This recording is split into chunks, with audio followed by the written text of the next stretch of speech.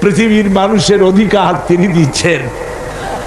নারীর কোনো সম্মান নাই। যেই যুগে মেয়ে হয়েছে শোনা মাত্র গলাটা টিপে মেরে ফেলাই দিত। আল্লাহ কোরআন শরীফে বলছেন বিআইয়ি যামবিন কুতিলাত, কোন অপরাধে মেয়েগুলির মেরে ফেলতেছ? অপরাধটা করছি, এই মেয়ে মেরে ফেলতেছে। ওই যে হাদিস শরীফে একটা লোক গিয়ে কাঁদতেছিল মুসলমান হওয়ার পরও। হুজুর কয় কান্দো কেন?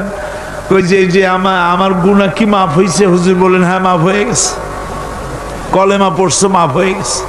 কয় যে হুজুর আমি তো মারাত্মক গুনাহ করছি। বলে কি? বলে আমার একটা মেয়ে, সেই মেয়েটাকে নিয়ে আমি, ঘটনা লম্বা, আমি সংক্ষেপে বলতেছি, মেয়েটাকে ফাঁকি দিয়া তারে আমি মারবো, বুঝতে দেই নাই আমার বউরে। বললাম চলো বেড়াইতে যাই। মেয়েটা আমার সাথে সাজায় দিয়েছে তার মা, বেড়াতে নিয়ে যাবো এই কথা মনে করে। মেয়েটা কদ্দূর যায়, আবার আব্বা আব্বা বলে আমার দিকে ফিরে আসে, আবার পিছনে থাকে, আবার আব্বা আব্বা বলে জড়ায় ধরে। এইভাবে করতে করতে যখন নির্জন এলাকায় গেলাম, আমি পাহাড়ের পাশে গর্ত খোঁড়া আরম্ভ করলাম। গর্ত খুঁজি আর মাটি ছিটে এসে আমার দাড়িতে লাগে। বাচ্চা মেয়েটা আমার কাছে এসে দাড়ি দিয়ে ধুল ঝাড়ায় দেয়, কয় আব্বা তোমার দাড়িতে ধুল লাগতেছে, তুমি এই কষ্ট করতেছো কেন? মেয়ে তো বোঝে না যে আমি তার জন্য কবর খুঁজতেছি। কবরটা খোঁড়া হয়ে যাওয়ার পর মেয়েটারে বান্ধা শুরু করলাম। মেয়ে এখন কাঁদতেছে, বাবা আমার বান্ধো কেন? আমি তারে বাঁধা জোরে ওর মধ্যে নিক্ষেপ করে দিলাম। মেয়েটা গর্তের মধ্যে বসে চিৎকার করে বলছে আব্বা তুমি আমারে বাঁচতে দাও, আমি তোমারে বাপ বলে সমাজে হেয় করব না, আমি ভিক্ষা করে খাবো, আমারে বাইরো না। লোকটি বলছি ইয়া রাসূলুল্লাহ, আমার মনে দরদ আসলো না। আমি একটা পাথর উঁচু করে আমার মেয়ের বুক লক্ষ্য করে জোরে মেরে দিলাম। বুকটা ফেটে রক্ত ফিনকি দিয়ে উঠলো, আর মেয়ের বুক থেকে আওয়াজ বেরোলো আব্বা। আমার কানে যেন এখনো সেই আওয়াজ বাজে। হাদিস শরীফে এসেছে হুজুরের চোখের পানি দাড়ি ভিজে ভিজে জামার উপরে পড়তেছিল। হুজুর বললেন আহারে, মানুষও পারে এইরকম কাম করতে।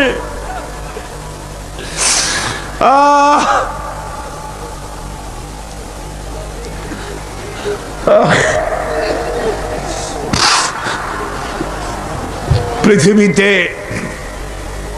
নারীর যখন কোনো সম্মান ছিল না, মর্যাদা ছিল না, সেই সময় আমার রাসূল, আমার বিশ্বনবী নারীদেরকে সম্মানের হাত ধরে গর্তের ভিতর থেকে উঠায়া রানীর সিংহাসনে বসায় দিলেন। সুবহানাল্লাহ, মায়ের মর্যাদা দিয়ে দিলেন। সুবহানাল্লাহ, নারীরা আমাদের মায়ের জাত, নারীরা আমার কিয়ের জাত? মায়ের জাত। আমার মা বোনেরা, তোমাদের সম্মান কত তোমরা জানো না। আমরা পুরুষ, আমাদের পায়ের তলে জুতা, আর তোমরা আমাদের মায়ের জাত, তোমরা নারী, তোমাদের পায়ের তলে আল্লাহর জান্নাত, আল্লাহর বেহেশতটা তোমাদের পায়ের তলে। এই সম্মান আল্লাহ তোমাদের দিয়েছে, নবী দিয়েছেন। সুবহানাল্লাহ কন। আয় আল্লাহ, তোমাকে দেখার তৌফিক আমাদের দিও, জোরে বলেন আমিন। হযরতে মাহবুবে রব্বানী কুতুবে সুবহানী শেখ মহিউদ্দিন আব্দুল কাদের জিলানী রাহমাতুল্লাহ আলাইহি, তিনি বলেছেন, মুনাজাত করতে গিয়ে আবেগে বলেছেন, রব্বুল আলামিন, তুমি যদি দয়া করে আমাকে জান্নাত দাও, আর তোমাকে যদি আমি না পাই, তুমি যদি আমার সঙ্গে দেখা না করো, আমারে যদি কথা না বলো, তাহলে এই জান্নাত আমার কোনো লাভ নাই। আর আমাকে যদি জাহান্নাম দিয়ে দাও। আর মাঝে মধ্যে তুমি যদি জিজ্ঞাসা করো মহিউদ্দিন কেমন আছো, তাহলে ওই জাহান্নাম আমার জন্য বেহেশত হয়ে যাবে। আয় আল্লাহ, আমি শুধু তোমারই চাই, শুধু তোমারে দেখতে চাই। আপনাকে কাউসার দান করেছি, কেন কান্দেন? নবীজি বলবেন রব্বুল আলামিন, আমি দেখতে পাচ্ছি মাঝে মাঝে ফেরেশতারা আমার উম্মতগুলিকে জাহান্নামের দিকে নিয়ে যাচ্ছে। আল্লাহ রাব্বুল আলামিন বলবেন, ও আমার নবী, ও আমার হাবিব, জান্নাতি উম্মতগুলি আপনি বাছাই করে নেন। হযরত আয়েশা রাদিয়াল্লাহু তাআলা আনহা বলেছেন, একথা শোনার পরে আমি প্রশ্ন করলাম, ইয়া রাসূলুল্লাহ, ওই পরকালে কিয়ামতের ময়দানে অসংখ্য নবীদের মাঝে, অসংখ্য নবীদের অসংখ্য উম্মতের মধ্য থেকে আপনার জান্নাতি উম্মত আপনি কি করে বেছে নেবেন? হুজুর বলেন, আয়েশা, যদি কোনো ঘোড়ার কপাল যদি থাকে সাদা, আর সাদা কপালওয়ালা ঘোড়াটা যদি অনেকগুলি ঘোড়ার মধ্যে হারিয়ে যায়, তাহলে সাদা কপালওয়ালা ঘোড়াটারে কি তার মালিক খুঁজে পাবে নাকি? হযরত আয়েশা বলেন, হুজুর অনায়াসে পাবে। হুজুর বলেন, কিয়ামতের দিন অসংখ্য মানুষের ভিতরে আমার জান্নাতি উম্মত আমি এইভাবে বেছে নেব, যারা দুনিয়ার ভেতরে নামাজ পড়েছে, ঈমান এনেছে, ঈমানদার ছিল, দ্বীনের কাজ করেছে, আল্লাহর সাথে নাফরমানি করে নাই, নামাজ পড়েছে সঠিকভাবে, আল্লাহর সঙ্গে নাফরমানি করে নাই, সঠিকভাবে দিন পালন করেছে, তাদের চেহারার ভিতরে ঈমানের নূর চমকাতে থাকবে। ওই ঈমানের নূরের চমক দেখে দেখে আমার উম্মতগুলি আমি বাছাই করব। সেদিন ওই কিয়ামতের ময়দানে যারা নামাজ পড়ে না, রোজা রাখে নাই, বরং দ্বীনের সঙ্গে বিরোধিতা করেছে, আল্লাহর সঙ্গে নাফরমানি করেছে, ইসলামকে অস্বীকার করেছে, আল্লাহর দ্বীন যারা জমিনে কায়েম করতে চায় তাদের সঙ্গে বেয়াদবি করেছে, ওরা বলবে, হে রাসূল, আমিও তো আপনার উম্মত, আমারও সুপারিশ করুন। আল্লাহ নবী বলবেন, ভেগে যাও, দূর হয়ে যাও, তুমি যদি আমার উম্মত হবে, তুমি যদি আমার উম্মত হবে, তাহলে এসব উম্মতের মতো ঈমানের নূরের চমক তোমার ভেতরে আমি দেখতে পেতাম। ওই হাসরের ময়দানে আল্লাহ নবী যদি বলেন, তুমি আমার উম্মত নও, ভেগে যাও, এর থেকে অসহায়, এর থেকে এতিম অবস্থার মানুষের জন্য কিছু হতে পারে না। আল্লাহ এই দুরবস্থা থেকে আমাদেরকে যেন হেফাজত করেন। আল্লাহ রব্বুল আলামিন যেন আমাদেরকে নবীর সুপারিশ কিয়ামতের দিন আমাদের জন্য নসিব করে দেন। জোরে বলেন আমিন। আল্লাহ পাক জিজ্ঞেস করবেন, ও আমার বান্দারা, ও আমার জান্নাতি বান্দারা, আমি তোমাদেরকে যে সব ওয়াদা করেছিলাম সে ওয়াদা মতো সব পাইছো কিনা? আমি ওয়াদা করেছিলাম আমার জন্য রাত জেগে যদি তাহাজ্জুদের নামাজ পড়ো, নামাজ, রোজা, হজ, যাকাত যদি করো, আমার দিন কায়েমের জন্য যদি আন্দোলন করো, রক্ত যাও, আমার জন্য যদি কষ্ট করো, শহীদ হও, তাহলে আমি তোমাদেরকে জান্নাত দেব। যত ওয়াদা করছিলাম তা পেয়েছো কিনা? জান্নাতীরা বলবে, ক্বালু নাআম, সব পেয়েছি, সব নিয়ামত পেয়েছি। আল্লাহ বলেন, সব পাও নাই, ওয়ালাদাইনা মাজিদ, আমার কাছে আরো বেশি আছে, আমার কাছে আরো বেশি আছে, সব পাও নাই। জান্নাতীরা বসে থাকবেন, বুঝতে পারবেন না, এত নিয়ামত পেয়েছি, আল্লাহর কাছে আরো আছে। আল্লাহর নবী তখন মুখ খুলবেন, নবীজি বলবেন, রব্বুল আলামিন, জান্নাতীরা বলতে সাহস পেতেছে না, সব পেয়েছে ঠিকই, কিন্তু যার জন্য গভীর রাতের আরামের ঘুমকে হারাম করে তাহাজ্জুদের নামাজ পড়েছে, যার জন্য স্ত্রী পুত্র পরিজনের মায়া পরিত্যাগ করে জিহাদের ময়দানে শহীদ হয়েছে, যার জন্য জেল খাটলো, জরিমানা দিল, যার জন্য নির্যাতিত হলো, সে আল্লাহ রব্বুল আলামিনকে তারা এখনো দেখে নাই। আল্লাহ রব্বুল আলামিন বলবেন, আমি আমার বান্দার সে আরজ পুরা সে আরজি পুরা করব। আল্লাহ রাব্বুল আলামিন তার সামনের থেকে সমস্ত নূরের পর্দাগুলি সরে যাবে। রব্বুল আলামিন তার বান্দার দিকে, বান্দার সামনে জালুয়া আফরোজ হবেন। আল্লাহ পাক কোরআনে কারীমের ভিতরে বলছেন, উজুহু ইয়াওমাইযিন নাযিরা ইলা রাব্বিহা নাযিরা। বান্দা আল্লাহ পাক বান্দার দিকে তাকিয়ে থাকবেন, আর সমস্ত বান্দারা আল্লাহ রাব্বুল আলামিনের দিকে তাকিয়ে থাকবে। এই অবস্থায় কত কাল চলে যাবে কেউ টের পাবে না। রব্বুল আলামিন জান্নাতের ভিতরে তোমার জান্নাতীরা যেদিন তোমাকে দেখবে, ওই দিন আমাদেরকেও জান্নাতে একটু জায়গা করে দিও আল্লাহ। আমরা যেন ওই জান্নাতের ভেতরে বসার জায়গা যদি না পাই, আমরা গুনাহগার মানুষ, জান্নাতের কোনো একটু জায়গায় ঠাই করে দিও যেন তোমারে দেখতে পাই। নবীজি নারীর যে অধিকার দিয়েছেন, এই পৃথিবীতে এত বড় অধিকার আর কেউ দেয় নাই। জোরে বলেন সুবহানাল্লাহ।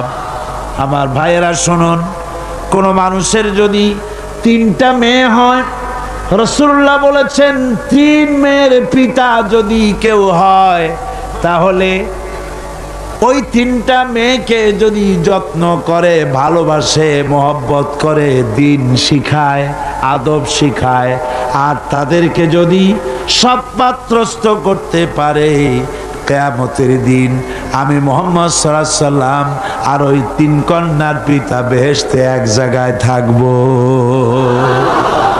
ছেলের ব্যাপারে কিন্তু কথা বলা হয়নি, কথা বলা হয়েছে কাদের ব্যাপারে? মেয়েদের ব্যাপারে। মা বোনেরা, আমি বিশ্বাস করি আপনারা যদি জানতেন, পৃথিবীর মুসলিম মহিলারা যদি জানতেন ইসলাম তাকে কি অধিকার দিয়েছে, তাহলে সব রকমের নারী পক্ষ, নারী অধিকার আন্দোলন, এ হাবিজাবি আন্দোলনের বুকে লাঠি মেরে সব মেয়ে লোক রাস্তায় নেমে মিছিল করত গভর্নমেন্টের বিরুদ্ধে, যে কোরআন আমাদের যে অধিকার দিয়েছে, রাসূল যে অধিকার দিয়েছে, সেই অধিকার ফিরিয়ে দাও।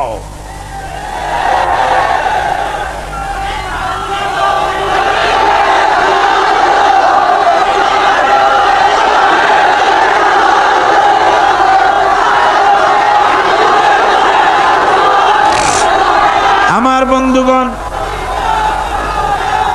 রাসূলুল্লাহ বলেছেন, ভালো করে শুনেন, রাসূলুল্লাহ বলেছেন মেয়েদেরকে গালি দিও না। অনেক লোক আছে মেয়েদেরকে গালি দেয়, কন্যাকে গালি দেয়। হুজুর বলেছেন মেয়েদের গালি দিও না, কারণ আমি মুহাম্মদ সাল্লাল্লাহু আলাইহি সাল্লাম মেয়েদের পিতা, আমি মেয়েদের পিতা। সুবহানাল্লাহ, সুবহানাল্লাহ। ভাইরা, হুজুরের বেঁচে ছিল কারা, ছেলেরা না মেয়েরা? কোন আপনারা কারা বেঁচে ছিল? সব ছেলেরা মারা গেছিলেন, ঠিক না? একটা হাদিস আপনি আমাকে দেখাতে পারবেন না, এমন একটা হাদিস নাই ছেলেরা মরে যাওয়ার পর হুজুর দুঃখ করে একদিন মুনাজাত করেছেন, আল্লাহ সব ছেলেগুলো নিয়ে গেলা, আমার একটা ছেলে দাও। একটা হাদিস নাই, একদিনের জন্য রাসূলুল্লাহ দোয়া করেন নাই। মেয়েতেই সন্তুষ্ট ছিল। মেয়ের কথা হুজুর বলেছেন, মেয়ের কথা বলেছেন, যখন তোমরা বাইরে যাবা, বিদেশে যাবা, বাজারে যাবা, কিছু না কিছু উপহার নিয়ে আসবা বাড়ি, আর উপহার এনে আগে দেবা মেয়েকে। সুবহানাল্লাহ কোন? আগে কারে? মেয়েকে। সেই মেয়েরা আজ সমাজের সবচাইতে বেশি অবহেলিত, ঠিক কিনা কন? মেয়েটা একটু বড় হলেই আর একটা ছেলে যখন জন্মগ্রহণ করে, তখন এই ছেলেটারে কোলে নিতে নিতে ওর কাম সারা হয়ে যায়।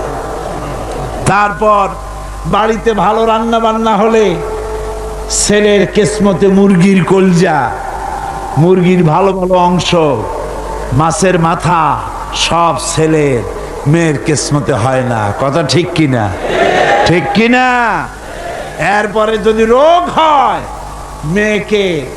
মেয়ের অসুখ হয়েছে, ধৈর্য ধরতে তাকে নসিহত করা হয়। আর ছেলের অসুখ হওয়ার সাথে সাথে ডাক্তার 15টা বাড়িতে চলে আসে। ঠিক কিনা? এই বৈষম্য ইসলাম করেনি, আপনারা করেছেন, সমাজ করেছে। এ বৈষম্য ইসলাম করেনি। আমার বন্ধুগণ, মেয়েদের মর্যাদা কত বেশি, আল্লাহ রসুল কত মর্যাদা দিয়েছেন নারীকে, মেয়েদেরকে কত মর্যাদা দিলেন। এই মেয়ে তার কিসমতে বাড়িতে এই অবস্থা হলো। তারপরে যখন বড় হলো, বিবাহ দেওয়ার সময় বাপে করলো কি? বাপ বিবাহের সময় মেয়েকে একটা পালঙ্ক দিল, সোফা সেট দিল, কাপড় চোপড় দিল, সোনা দানা দিল, বাস বাসানির মতো একটা আসসালামু আলাইকুম দিয়ে দিল, যাও। জমির ভাগ দিল না, বাড়ির ভাগ দিল না, ব্যবসার ভাগ দিল না। জমি, বাড়ি, টাকা পয়সা সব কিছু ছেলেদের নামে লিখে দিল। মেয়েটাকে জনমের মতো ব্যবসার টাকা দিয়া, বাড়ি দিয়া বঞ্চিত করে দিল। ঠিক কিনা? কর ঠিক কিনা? এরপরে হাজী শাহ মক্কা শরীফ গেছে, মায়েরে ঠগাইছে, জন্মের ঠগান। মক্কা শরীফ থেকে হজ করে আইসা 15 হাত লম্বা জামাটা গায়ে দিয়ে আসছে। এরপরে মক্কা শরীফের জায়নামাজের উপরে সেজদা দিয়া মোনাজাত করে কয়, আল্লাহ আমি যেন দোজখে না যাই, আমারে বেহেশত দিও। ফেরেশতারা কয়, পাজি তুই মর আগে জন্মের বেহেশত করে খাওয়াই দেব। মেয়েরে ঠকাইছিস, বোনের ঠকাইছিস, ফুপুকে ঠকাইছিস, বেহেশত এত সোজা তোর মামু বাড়ি? মেয়েকে ঠকানো যাবে না। ছেলের যে অধিকার আছে, মেয়েরও সে অধিকার আছে। এই অধিকারের কথা কোরআনে বলা আছে, নাই? চিল্লায় বলেন নাই? আছে। মেয়ের অধিকার আদায় করেন। আপনার ধানি জমি থেকে তার অংশ দিবেন, আপনার বাড়ির জমিন থেকে অংশ দিবেন, আপনার ব্যবসার টাকার অংশ দিবেন। ছেলেও আপনার, মেয়েও আপনার। আপনার নামাজ, রোজা, হজ, যাকাত, তাহাজ্জুদ কাজে লাগবে না যদি মেয়েকে ঠকান। ইসলাম নারীকে অধিকার দিয়েছে। এই মেয়ে কদিন পরে আর একজনের বউ হয়ে গেল। বিবাহের সময় দেখেন অধিকার কার বেশি? সুবহানাল্লাহ কর। আমি বলি সারা পৃথিবীর সমস্ত মানুষ যদি তাদের কলিজাটা ছিঁড়া রাসূলুল্লাহর পায়ের উপরে দিয়ে দিত, রাসূলুল্লাহর ঋণ শোধ হতো না। স্বামীর মর্যাদা এখানে বেশি। স্বামীকে লক্ষ্য রাখতে হবে, উভয়ের অধিকারের প্রতি যত্নশীল হতে হবে। এরপরে যখন সে মা হয়ে গেল, আমার বন্ধুগণ, নারী যখন মা হয়ে গেল, মর্যাদা তখন তার এত বেড়ে গেল। রাসূলের কাছে প্রশ্ন হলো, হুজুর খেদমত করব কার? হুজুর বলেন, তোমার মায়ের, তারপরে কার? তোমার মায়ের, তারপরে কার? তোমার মায়ের, তারপরে কার? তোমার পিতার। পিতার চাইতে মায়ের মর্যাদা কয় গুণ হলো? 3 গুণ হয়ে গেল। রাসূলুল্লাহ 3 গুণ বাড়ায় দিলেন। সুতরাং আমি বলি আপনাদেরকে, মা আপনার বড় পীর, বাপ আপনার বড় পীর, কোনোদিন ভুলে যাবেন না। কথাটা বারবার বলি আমি, যত জায়গায় মাহফিলে যাই। আমি, ওলামারা সবাই বলেন, আমিও বলি, সব জায়গায় মানুষকে স্মরণ করায় দেই, আপনার কাছে আপনার মা বাপের চাইতে বড় পীর আর নাই। কারণ পীর সাহেবের দোয়া যতই আপনি ওলিয়ে কামেল বলেন, যতই হুজুর কেবলা বলেন, তার দোয়া কবুল আপনার জন্য হতেও পারে, নাও হতে পারে, 50-50। কথা ঠিক কিনা কন? কিন্তু রাসূলুল্লাহ গ্যারান্টি দিয়েছেন 3 জনের দোয়া অবশ্যই কবুল হয়ে যাবে। তার ভিতরে একজন হলো মাজলুম, যদি দোয়া করে কবুল হবে। একজন হলো মুসাফির, দোয়া কবুল হবে। আর একজন হলো মা বাপ, যদি দোয়া করে আল্লাহর দরবারে, আল্লাহ রব্বুল আলামিন অবশ্যই দোয়া মঞ্জুর করে নেবেন। মা বাপের কাছে দোয়া চাও।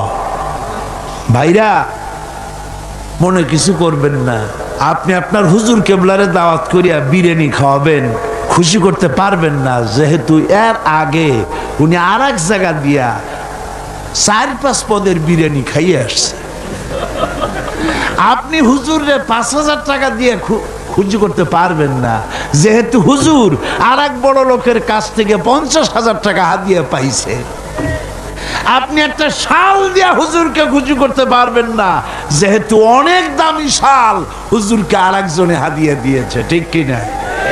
কিন্তু আপনি যদি আপনার মা কি এই বেদানার দিনে বাজারে বাজারে পথে ঘাটে বেদানা পাওয়া যায়, আঙ্গুর পাওয়া যায়, ভালো ভালো ফল পাওয়া যায়, এগুলো কিনে নিয়ে মায়ের কাছে বসে বেদানা খুঁড়ে, মা কথা বলতে পারে না, বুড়ি হয়ে গেছে, মায়ের কাছে বসে মায়ের মুখে যদি তুলে দেন, আল্লাহর আরশ খুশি হয়ে যাবে, দোয়া মঞ্জুর হয়ে যাবে। হযরত বাইজিদ বুস্তামি ওই ঘটনা কে না জানে, রাতের আধারে পানির জন্য চাইলেন, ছেলে পানি পাইল না, ছোট্ট মানুষ পানি আনতে কোথায় চলে গেল, এসে দেখে মা ঘুমানো, পানি নিয়ে দাঁড়ানো। রাত চলে গেছে, ফজরের পর দেখে ছেলে কাঁপে, হাতে পানি। বাবা তুমি কাঁপো কেন? গ্লাস নিয়ে বলল, মা গভীর রাত্রে পানি চেয়েছিলেন, দিতে পারি নাই, বহু দূর থেকে পানি এনে দেখি ঘুমায় গেছো। তা তুমি ঘুমাও নাই কেন? ঘুমাইলাম না মা, আবার যদি পানি চান সময় মতো যদি দিতে না পারি আপনার কষ্ট হবে, সেই জন্য পানি নিয়ে আমি দাঁড়ায় আছি। বাইজিদের মা বাইজিদের হাতের থেকে পানি নিয়ে পান করে, কম্বলটা গায়ে দিয়া বাচ্চারে শোয়ায় দিয়া উজু করে ফজরের নামাজ পড়ে সেজদায় গিয়া মায়ের চোখের থেকে পানি পড়ছে। মা বলে, রব্বুল আলামিন, আমি বাইজিদের মা, আমি যতই গুনাহগার হই না কেন, মায়ের দোয়া বাচ্চার জন্য কবুল হয় বলে তোমার হাবিব বলেছেন। আমার ছোট্ট বাইজিদ আমার জন্য যা করেছি, আমার কলিজা ঠান্ডা হয়ে গেছে। রব্বুল আলামিন, তুমি আমার বাইজিদকে সুলতানুল আরিফিন বানাইয়া দাও। দোয়া মঞ্জুর। সুবহানাল্লাহ। ভাইরা খবরদার ভুল করবেন না। আপনার সবচাইতে বড় পীর আপনার মা বাপ। সবচাইতে বড় পীর কে? আমি এবার বোনেদের ব্যাপারে, আমার বোনেদের ব্যাপারে শেষ কথা বলবো। ইসলাম আপনাকে অধিকার দিয়েছে লেখাপড়া করার, প্রশাসনিক দায়িত্বশীল হওয়ার অধিকার আছে, আর্মিতে যাওয়ার অধিকার আছে, সব অধিকার আছে পুরুষের। যত অধিকার ইসলামী রাষ্ট্রে আপনার তত অধিকার, কোনোটা খাটো নাই। তবে ক্ষেত্র ভিন্ন, পর্দার সাথে থাকতে হবে। রাসূলুল্লাহ আল্লাহ পাক বলেছেন, এমন একটা চাদর পরো যেই চাদরটা পরলে মাথাটা, গলাটা, বুকটা ঢেকে যায়, এমন চাদর পরো। ব্যাংকে চাকরি করা যাবে, অফিসে চাকরি করা যাবে, কলেজে বিশ্ববিদ্যালয়ে চাকরি করা যাবে, ব্যবসা করা যাবে, সব করা যাবে, তবে পর্দার ভিতরে থেকে। বেপর্দা হলে পরে জাহান্নামে যাওয়া লাগবে। জোরে কর নাউজুবিল্লাহ। পর্দার সাথে আপনাদের থাকতে হবে। আমার মা বোনেরা, চাদর পরেন, বোরখা পরেন, বোরখার চাদর ছেড়ে দিয়েন না। দেখবেন একটা জিনিস লক্ষ্য করেন, বোরখা নাই, মাথার চুল টুল ছেড়ে দিয়ে লিপস্টিক লাগাইয়া মেকআপ পরে তারপরে যদি কোনো দোকানে যান মার্কেটিং করতে, সেলসম্যান দেখেই কবে আপা আসেন আসেন, ভাবি সাহেব আসেন। আর যদি একটা বোরখা পরে যান বলবে খালাম্মা বসেন। একটা অজানা একটা পুরুষ আপনার আপা কইলো ভাবি কইলো, এতে মজা না আপনাকে খালাম্মা বলে সম্মান করলো? সম্মান কোনটায়? সুতরাং বোরখা পরেন, চাদর পরেন। ইসলাম আপনাকে যে বোরখা পড়তে বলেছে, চাদর পড়তে বলেছে, আপনার সম্মানের জন্য, আপনার মর্যাদার জন্য। মা বোনদের ব্যাপারে সর্বশেষ কথা, অনেকের বাড়িতে চাকর চাকরানি থাকে, কাজের মেয়েরা থাকে, কাজের ছেলেরা থাকে, থাকে না? থাকে না? অনেক বাড়িতে কাজের মেয়ে লোক, কাজের লোক থাকে, কিন্তু গৃহকর্ত্রী এই কাজের লোকগুলির উপরে, চাকর চাকরানির উপরে এত জুলুম করে যে জুলুম মধ্যযুগেও ছিল না। ঠিক কি না? কথায় কথায় মারধর করে, নিজেরা যা খায় তার থেকে নিম্নমানের খাবার দেয়, ভালো শোবার পায় না, ভালো খাবার পায় না। আর মার তো আছে। আমার মা বোনেরা, তিরমিজি শরীফের হাদিস শুনুন। আল্লাহর নবী বলেছেন, শ্রমিকের উপরে, কাজের লোকদের উপরে যে অত্যাচার করবে, অধিকার আদায় করবে না, কিয়ামতের দিন সে আল্লাহর জান্নাতে যেতে পারবে না। আপনি যতই নামাজ রোজা করেন, আল্লাহর দরবারে জান্নাতে যাওয়া যাবে না, যেহেতু আপনি জুলুম করেছেন কাজের লোকদের প্রতি, শ্রমিকদের প্রতি। শ্রমিকের প্রতি জুলুম করা যাবে না। মা বোনদের কথা শেষ। বন্ধুগণ, এখনই মুনাজাত হবে। মুনাজাতের আগে আসুন আমরা তওবা পড়ি। সবাই পড়েন আউযু বিল্লাহি মিনাশ শাইতানির রাজিম। সব ভাই নামাজের কায়দায় বসেন, নামাজের কায়দায় বসুন, আর কেবলামুখী তো হয়েই আছে। আউযু বিল্লাহি মিনাশ শাইতানির রাজিম। বিসমিল্লাহির রহমানির রহিম। আস্তাগফিরুল্লাহ, আস্তাগফিরুল্লাহ, আস্তাগফিরুল্লাহ রব্বি মিন কুল্লি যামবি ওয়া আতুবু ইলাইহি লা হাওলা ওয়ালা কুওয়াতা ইল্লা বিল্লাহিল আলিয়্যিল আযীম। আয় আল্লাহ তাআলা, আমি আর জীবনে কখনো শরীয়তের ওজর ছাড়া ফরজ নামাজ, ফরজ রোজা ছেড়ে দেব না। সবাই বলেন ইয়া আল্লাহ। এই মুহূর্ত থেকে মদ, জুয়া, মিথ্যা, সুদ, ঘুষ, জেনা, অশ্লীলতা, পাপাচার, মিথ্যা, অহংকার, সব রকমের কাবায়ের থেকে তোমার কাছে তওবা করতেছি। তওবা ইয়া রব্বি, তওবা ইয়া রব্বি, তওবা ইয়া আল্লাহ, তওবা ইয়া আল্লাহ, তওবা ইয়া আল্লাহ। লা ইলাহা ইল্লাল্লাহু মুহাম্মাদুর রাসূলুল্লাহ। আশহাদু আন লা ইলাহা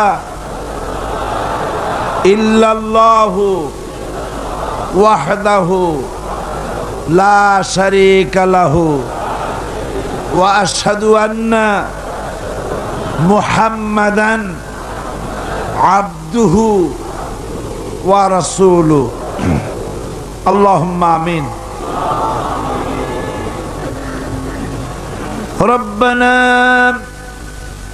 যালামনা আনফুসানা ওয়া ইন লাম তাগফির লানা ওয়া তারহামনা লানাকুনান্না মিনাল খাসিরিন। রব্বানা যালামনা